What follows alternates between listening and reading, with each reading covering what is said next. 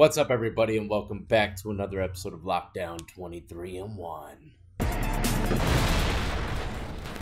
Today I have a pretty epic prison story coming from a correctional officer catching another correctional officer doing something she shouldn't have been doing with an inmate. But first, we're going to be entering the courtroom, so slap on those stolen khakis and polos. Also new at noon, police say the Grand Rapids man wanted in the deadly shootings of 3 men near Jackson was arrested in Grand Rapids.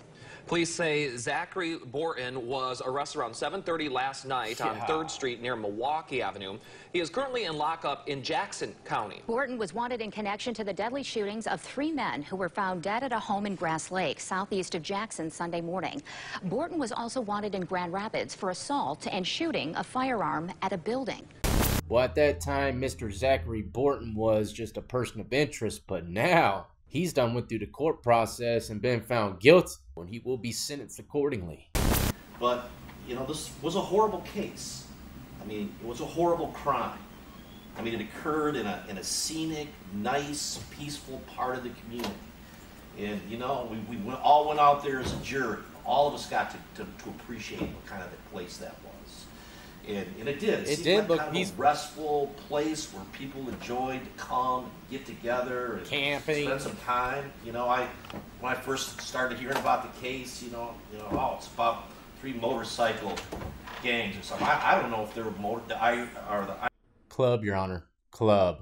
Iron Coffins or a motorcycle group or a gang. I don't really care anymore. Iron Coffins. Because you know what? They're 3 human beings. They were 2 were 70. And the other was 80. And it was kind of interesting because they were all there kind of just taking care of one another. It's almost like you murdered 3, you know, bikers in retirement.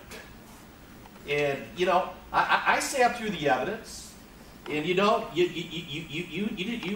came out, and I don't know that we'll know for sure whatever happened, what started it, what was the triggering event. Probably your methamphetamine use was something there. You sat through the whole morning. And people that are on meth, they get strung out on meth. They get highly unpredictable. They're easily excitable. They're given to not respond well in stressful situations. Did you hear that, Bobby? But I do know what you did. I've been telling you this for years. You had a .40 caliber handgun. And you know, later on we learned during the trial that you even talked to the police and said, you know, in that interview at Grand Rapids, you know, you didn't always have a .40 caliber. You kind of traded up guns. And let me tell you, a .40 caliber, you know, handgun is a man stopper. That's a big gun. You put them hydro shot shells in there, you put those hollow point bullets in there, and you could do a lot of damage and killing with that gun. And that's exactly what you did. You ultimately had 12 citizens randomly drawn from the community, from all walks of life. And what did all 12 of those jurors come to a meeting on? That beyond a reasonable doubt, they were not satisfied that you acted in lawful self-defense. They considered your defense. They rejected it. They convicted you of first-degree murder. They convicted you of second-degree murder. Calm down now, Your Honor. I know you're worked up. Murder charge, and of course we've got the other charges as well. And what did you do? Oh, well, you got your shooting rampage, and you saw him get up off his bed, and you saw something shiny in his hand, and of course, where are you? You're in a meth rage, and then you just decide to start shooting, and you shot him, and he went down to the floor. And then you saw him move. To me, this is the most significant testimony in the trial. You saw him move. An 80-year-old man that you already hit with a .40 caliber round, and he's moving. So what do? Do you just hold your weapon, control the situation, see what's going on? Hell no. You went and moved in. You hunted him down. Damn. You pumped multiple more rounds into that 80-year-old man, and Mr. Fraley, and that's exactly why the jury convicted you of first-degree murder.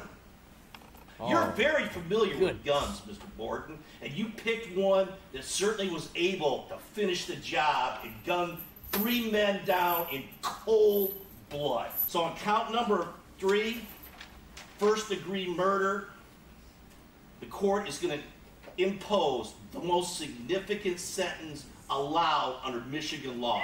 life without the possibility of parole. You're going to go in the front door of the reception and guidance center, all things being equal, they'll take you out in a black bag on the way out. So that's what life without possibility with parole is all about, Mr. Borton. And you'll meet lots of other lifers out there that, you know, engaged in the same kind of crime. You don't have to worry about your parole date because there won't be one. Bobby, stop shaking. It's gonna be all right, okay? It's gonna be all right. It's not you getting sentenced. It's not you. All right, last but not least, this is a pretty crazy story. This I thought was a former inmate, but unless I'm hearing this story wrong, I'm pretty sure this guy was the correctional officer. In the prison system, you have two people working per dorm. One in the picket, which is a room you sit in to watch the cameras and watch your officers' back, and then you got one on the floor that's walking around patrolling the inmates. I'm in the picket. If you're lost, let me break it down just a bit because we never used the word picket in the prisons I was in. The booth is what we called it. Okay, the booth is where the CO sits with the glass all the way around him and the buttons open up the cell doors. That's what he's calling a picket. But he's saying the protocol is one correctional officer sits in the picket, watches the cameras as the other correctional officer does their rounds, and they usually, you know, swap it up. One person will watch the monitors, the other person will walk. Everybody who worked in the prison system knows that there is a phone in every picket. Now, what we do is we just call each other and talk stuff to pass the time until we get off. So I'm on the phone with my partner, you feel me, that been there for about a year or so, you know. I look on the phone with his partner, me and his other CO. See, he's speaking like he's talking to an inmate and they're doing time together, but they're not. He's talking to his homeboy that's another correctional officer in the other booth in the other pod. Phone with my partner, you feel me, that been there for about a year or so, you know. I look up. I can't find her, you feel me? So I'm like, hey, bro, I don't even know where the hell she is. So I get up and I look around, I can't find her. I'm like, hey, bro, should I call somebody and say that I can't find this girl? As soon as I said that, boom. So he's supposed to be watching her do her rounds and make sure no one attacks or anything crazy like that. Realizes he can't find her. He's about to make the call to whoever, major, security, whatever. Say, I can't find homegirl, because that's protocol. You know, you don't want your CO to come up missing. Next thing you know, they're passed away in the laundry room. You don't want that happening. So I can see how he's probably paranoid a little bit, wondering if he should call someone. I said that, boom. She come around the corner. Hey, Jordan, can you hook up these hot wings? Hell yeah, I can hook up the hot wings. Hey, can I get 2 or 3 of them? I go over there and warm them up. Hey, beep, beep, bing. Bing. They done. Homegirl came around the corner with some frozen chicken wings, probably from the visitation vending machine. So I hand them back to him like, here you go, boom. Now, let me remind y'all that it's me in the picket, her on the floor, and then some that the prison system like to call an inmate a porter. That's somebody who cleans up around the dorm throughout the night. I jump back on the phone after I give her the hot wing. Hello, what's up, G? He's like, hey, bro, can you see her now? I said, nah, she just came around the corner. He was like, look up again, bro, see if you can still see her. His homeboy's got to know something's up because he's the one keep telling him to look up, looking for her. So I look up again. I'm like, damn, bro, I don't see this girl no more. Where the hell she go? I get up and I start walking around and picking. I'm like, where the hell she at? Anybody who worked at this prison knows that there's a barbershop right next to one of the pods in the dorm. So I look in the barbershop. I see the porter, the inmate cleaning, and they're eating hot wings. Like, God, dog, man, why she didn't get them to me? But I still don't see her, so I'm still walking around. So I got her back on the phone, I said, bro, I see the homeboy over here eating her food, but I don't see her. Should I be worried? He's like, bro, look one more time, bro, before you call somebody. I'm like, all right, bet. So I go around and look, and I look back in the barbershop. This time I look a little closer. I see him eating hot wings, but I see some head going up and down, you feel me? Nah, hell nah, can't be. I go back on the phone, I say, hey, bro, I think she over here giving this man a project, you feel me? I'm like, a project? Yeah, I think she over there giving him that snappy nappy uchi wally. The chicken like, 2-piece. He like, nah, bro, go look again. So I go back and look again, because maybe I'm tripping, you know what I'm saying? So I go back and look again. I look hard this time. I look, boy, she in that bitch. Oh, shit. He look up. He look at me dead in my eyes. Drop to the ground, you feel me?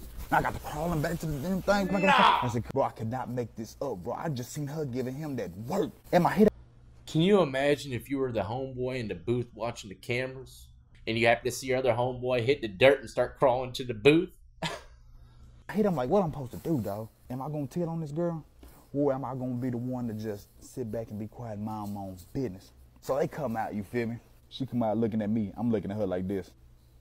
You nasty. Me and her end up talking to each other. She was like, are you gonna tell on me? Are you gonna tell anybody? I said, no, that's your business, baby girl. But you need to do better, you feel me? You better than that. But there you have it, ladies and gentlemen, another one for the record books. Hopefully you enjoyed. Don't forget to hit the like, subscribe, notification bell before you leave. We drop content like this every single day. Maybe a day off a week sometimes.